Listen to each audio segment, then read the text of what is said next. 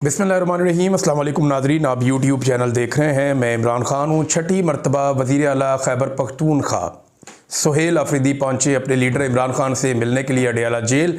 उनके पास अदालती अहकामात थे और अदालत ने यह ऑर्डर दिया हुआ था कि अदालती अहकामात के मुताबिक इनकी मुलाकात करवाई जाए इमरान खान से जेल में।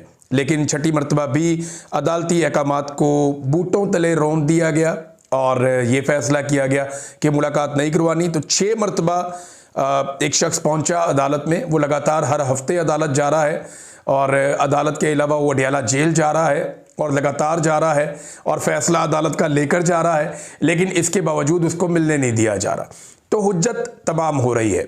इसके बाद भी जब कभी सुहेल अफरीदी ने कहा कि मैं एहतजाज का रास्ता अपनाऊंगा, तो बहुत सारे टाउट्स मैदान में आ जाएंगे और वो कहेंगे जी मईशत तबाह होने लगी है, वो कहेंगे जी देखें ये ज़्यादती कर रहे हैं, वो कहेंगे देखें जी ये चढ़ दौड़े हैं। तो ये सारी चीज़ें उन्हें अभी देखनी चाहिए कि जब आप किसी को दीवार के साथ लगाते हैं, आईनी और कानूनी हक आप नहीं देते, जब आप अदालती अहकामात को बूटों तले रोन देते हैं, तो फिर लोगों के पास एहतजाज के अलावा कोई और रास्ता बचता नहीं है। पूरी दुनिया में ऐसा ही होता है ना, जहाँ जहाँ पे लोग एहतजाज का रास्ता अपनाते हैं वो सिस्टम से तंग आकर अपनाते हैं। उन्हें पता चल जाता है कि सिस्टम काम ही नहीं कर रहा। यहां से आगे सिर्फ एहतजाज एक ऐसी चीज है जो सिस्टम को काम करने पर मजबूर कर सकती है। तो बहरहाल सुहेल अफरीदी साहब गए और उनके बारे में 2-4 प्रोपेगेंडा थोड़े मैं आपको बताया दूं। एक तो यह है कि वफाकी हुकूमत के एक वजीर ने यह बात कंफर्म कर दी कि सुहेल अफरीदी की लगातार जासूसी की जा रही है। यानी पाकिस्तान की फेडरेशन लगातार एक वजीर आला की जासूसी कर रही है। जासूसी करना आज खुद एक नामुनासिब और गलत चीज़ है। आइन आपको आज़ादी का हक देता है, लेकिन अपने ही शहरियों की और ख़ास तौर पे एक वज़ीर आला की जासूसी करना ये इंतहाई नामुनासिब और घटिया हरकत है और जासूसी की जा रही है। ये फेडरेशन को कमज़ोर करने की एक साजिश तो हो सकती है, लेकिन ये पाकिस्तान को मजबूत करने का कोई काम नहीं हो सकता। उसकी वजह यह है कि जब आप इस किस्म की हरकतें करेंगे, एक सूबे के आईनी सरबराह की आप जासूसी करेंगे और फिर आप उसका बरमला इजहार भी करेंगे कि जनाब हम इजहार भी कर रहे हैं, हम बता रहे हैं कि हम इस शख्स की जासूसी कर रहे हैं, तो ये आप तौहीन कर रहे हैं उन 4.5 करोड़ लोगों की जिनका वो नुमाइंदा है, या उन वोटरों की जिन्होंने उनको वोट डाले हैं।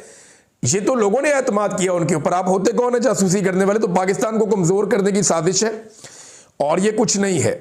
एक सवाल पूछा गया वहां पे सुहेल अफरीदी से कि जनाब आप इतना रिएक्शन क्यों देते हैं, इससे तो बात बढ़ जाएगी। तो रिएक्शन जो है वो हमेशा एक्शन का होता है।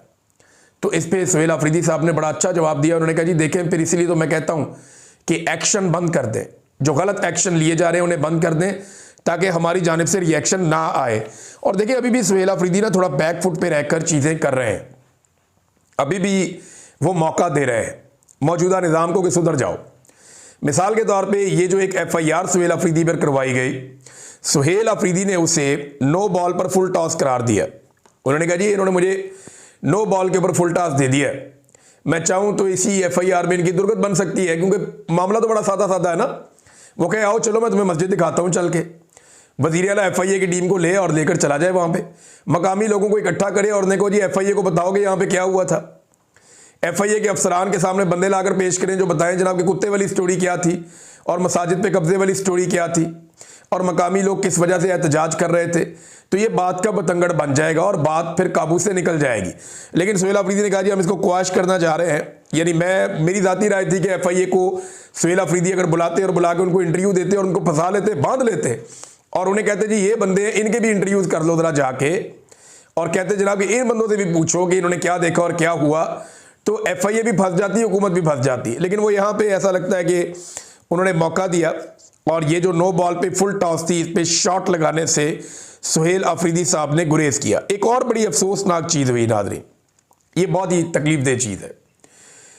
देखिए ये जो खैबर पख्तूनख्वा में जरगा बुलाया गया था ना, ये हुकूमत ने बुलाया था और स्पीकर ने बाकायदा सबको इकट्ठा किया था। एक मुल्क के अंदर ना अलग अलग तरह के लोग रहते हैं, अलग अलग शनाख्त के लोग रहते हैं, उनकी अलग अलग सोच होती है और किसी भी जमहूरी मुल्क में इस बात की इजाज़त होती है कि आप अपनी अपनी सोच के मुताबिक अपनी ज़िंदगी गुजार सकते हैं। चंद चीज़ें जिनको आप नहीं छेड़ सकते वो आइन के अंदर दर्ज होती हैं। मिसाल के तौर पे आप पाकिस्तान की नज़रियाती असास के ख़िलाफ़ नहीं जा सकते, आप यहाँ पे मजहबी रवादारी आपको रखनी पड़ेगी। चंद चीज़ें होती हैं जो आपकी लिमिट्स हैं, उनको आप क्रॉस नहीं करते। उसके अलावा आप अपना कोई भी नज़रिया रख सकते हैं। आप किसी भी पॉलिटिकल लीडर को अच्छा या बुरा कह सकते हैं, तारीखी वाक़यात और हक़ाइक़ को आप अपनी मर्ज़ी से बयान कर सकते हैं कि जनाब मुझे लगता है वो ऐसे नहीं ऐसे हुआ था। ये डेमोक्रेसी में इसकी इजाज़त होती है, दुनिया भर के ममालिक में इजाज़त है। हर तरह की डिबेट होती है पूरी दुनिया में। अब ये डिबेट के लिए जब बुलाया गया जरगा में, तो पीटीएम के जो 2 लोग वहाँ पे आए थे वो कौमी तराने पर खड़े नहीं हुए। मुझे ज़ाती तौर पे इस पे अफसोस हुआ। यानी हम पूरी दुनिया में जाते हैं, आज भी अभी मैं यहाँ से जाऊँगा, एक प्रोग्राम होगा वहाँ, स्पेशली मैंने उन्हें कहा कि जैसे ही नाते रसूल मकबूल सल्लल्लाहु अलैहि वसल्लम हो तो आपने उसके बाद कौमी तराना पाकिस्तान का जो है वो चलाना है, उससे हमें बड़ी एनर्जी मिलती है, तो अच्छा लगता है, हम सारे खड़े हो जाते हैं। ओवरसीज़ है जितने वहाँ वो खड़े हो जाते हैं, और कई ऐसे लोग जो पाकिस्तानी नहीं भी होते वो भी खड़े हो जाते हैं। मुझे ज़ाती तौर पे अच्छा नहीं लगा जब पीटीएम के लोग खड़े नहीं हुए कौमी तराने पर, मुझे नहीं अच्छा लगा। लेकिन एक बात है कि क्या उसकी बुनियाद पे उन्हें अगवा कर लेना चाहिए? यही तो चीज़ें हैं जिन पे डिबेट करनी है। वो बोलते हैं हम नहीं खड़े हो रहे, वो बोलते हैं हम नहीं खड़े हो रहे, हम कहते हैं जी खड़े होना चाहिए ना, हमें रवादारी एक दूसरे की रखनी चाहिए। अफगानिस्तान का कौमी तराना होगा, मैं तब भी खड़ा हो जाऊंगा। यूनाइटेड स्टेट्स का होगा, मैं वहां पे मौजूद होऊंगा, वो सारे लोग एहतरामन खड़े होंगे, मैं भी उनके एहतराम में खड़ा हो जाऊंगा। हर एक के लिए आपको रवादारी की कैफियत रखनी पड़ती है ना। आप जहां मौजूद होते हैं वहां के लोगों की दिलादारी आप नहीं करते। तो पीटीएम के जो वहां पे 2 साथी आए उन्होंने नामुनासिब रवैया रखा, लेकिन उसके बाद जब वो वहां से निकले तो उन्हें अगवा कर लिया गया। अब ये इंतहाई बेइज्जती की बात है खैबर पख्तूनख्वा की हुकूमत के लिए भी और खैबर पख्तूनख्वा के सूबे के लिए भी कि 2 लोगों को आपने बुलाया, वो आपकी गारंटी पे आए। यानी जब वो आए जरगे में तो उन लोगों को तो पता है कि उनके साथ पीटीएम के लोगों के साथ हालात बड़े सख्त रहते हैं, इन्हें गिरफ्तार भी कर दिया जाता है, वो बेचारे छुपे रहते हैं, उनके अलग अलग मामलात हैं। कुछ लोग उनके मंजर आम पे रहते हैं, कुछ नहीं रह पाते। उनके कुछ लोग जो हैं माजी में मारे भी गए हैं, और कुछ लोग जो हैं वो बड़ी सख्तियां और मुश्किलात बर्दाश्त भी करते रहे हैं। अली वजीर उनमें से एक है।